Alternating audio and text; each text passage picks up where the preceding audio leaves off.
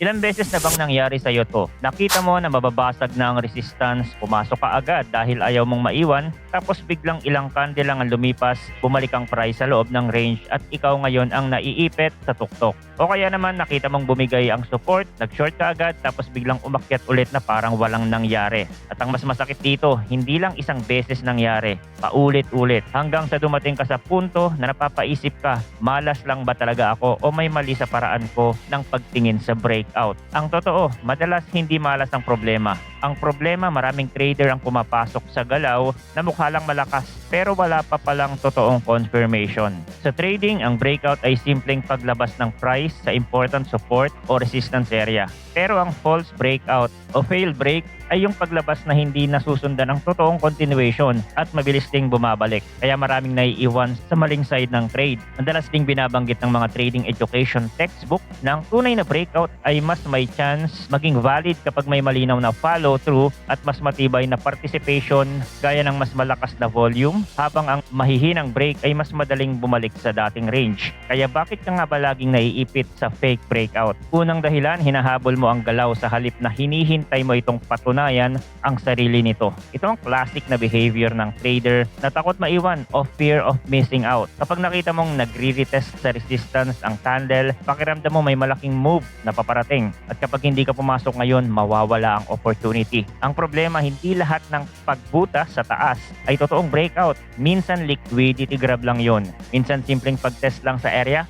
at minsan trap lang talaga para mahikayat ang late buyers o late sellers. Marami ang paulit-ulit na nagsasabi na ang isang false breakout ay kadalasang maikli at mabilis mawala. Kaya ang sobrang pagmamadali ang isa sa pinaka-practical na dahilan kung bakit naiipit ang maraming trader. Hindi dahil hindi nila alam ang support at resistance, kundi dahil hindi nila kayang maghintay ng malinaw na ebidensya bago kumilos. Pangalawang dahilan, mali ang tingin mo sa breakout dahil isang time frame lang ang tinitingnan mo. Ito ang isa sa mga pinaka-common na problema ng mga beginners. Halimbawa, nasa 5-minute chart ka at mukhang basag na ang resistance, excited ka agad. Pero kapag nag-zoom out ka sa 1 hour o 4-hour time frame, makikita mo na nasa gitna lang pala ng mas malaking range ang price. O kaya tumatama lang pala ito sa isang mas heavy na resistance zone na hindi mo napansin. Kaya may mga pagkakataon na sa lower time frame, mukhang napakalinis ng breakout, pero sa mas higher time frame, wala pa talagang binabago sa kabuuang structure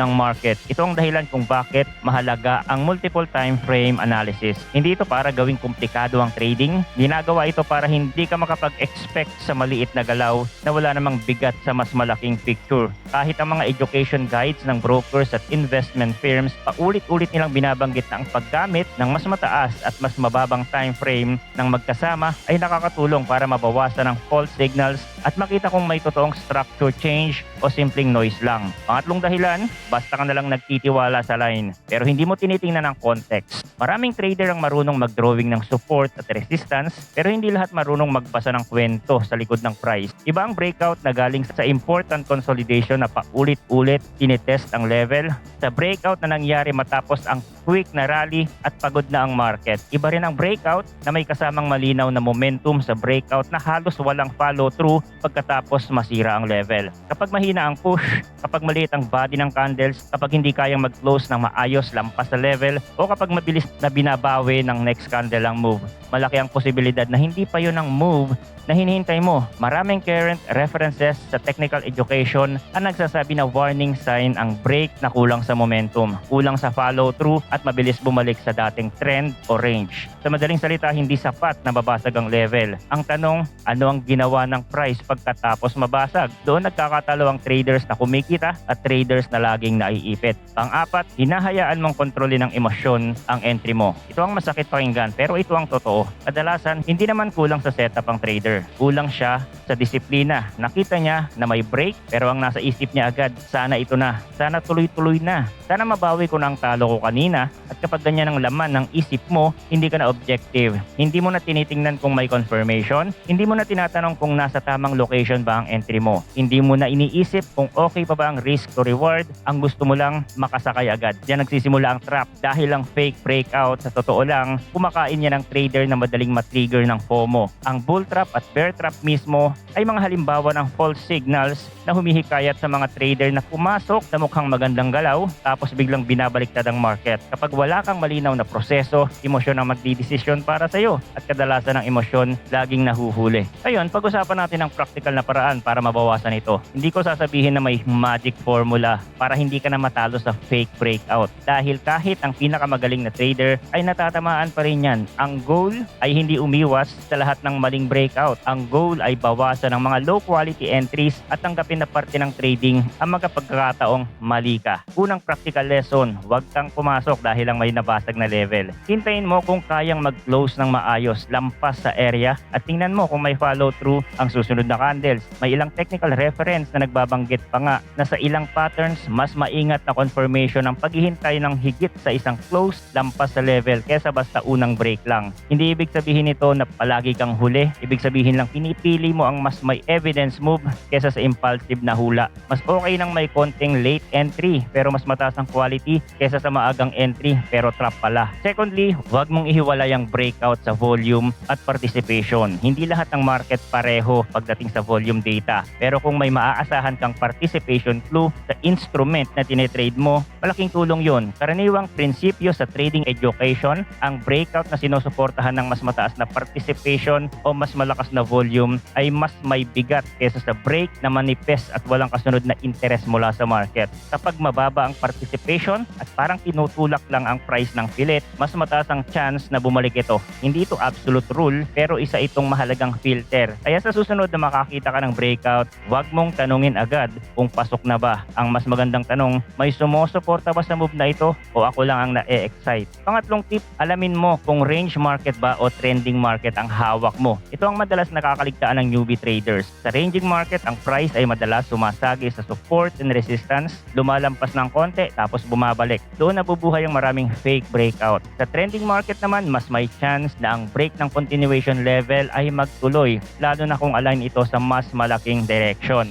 Kaya kung ang market ay halatang paikot-ikot lang at walang malinaw na trend, kailangan doble ang ingat mo sa breakout entries. Minsan ang pinakamagandang trade sa ranging environment ay hindi ang habulin ng breakout, kundi hintayin kung mare-reject at bumalik sa gitna o sa kabilang side ng range, depende sa setup mo. Ibig sabihin, ang tanong ay hindi lang may breakout ba. Ang mas mahalaga, anong klaseng market ba itong pinapasok ko? Kahit ang mga pattern guides at technical analysis materials, malinaw na maraming breakouts ang kailangan basahin kasabay ng trend, patterns at context ng structure, hindi lang hiwalay. At pang-apat, planuhin ang invalidation bago ka pumasok. Ito ang malaking diferensya ng trader na may proseso at trader na basta umaasa. Bago ka mag-entry, alam mo ba kung saan yung level na mapapatunayang mali ka o tanggap mo na mali ka? Dahil kapag hindi mo alam yun, malamang ang stop loss mo ay based lang sa fear at sakit ng damdamin, hindi sa market logic. Ang maganda sa breakout trading, dapat malinaw kung saan nawawala ang idea mo.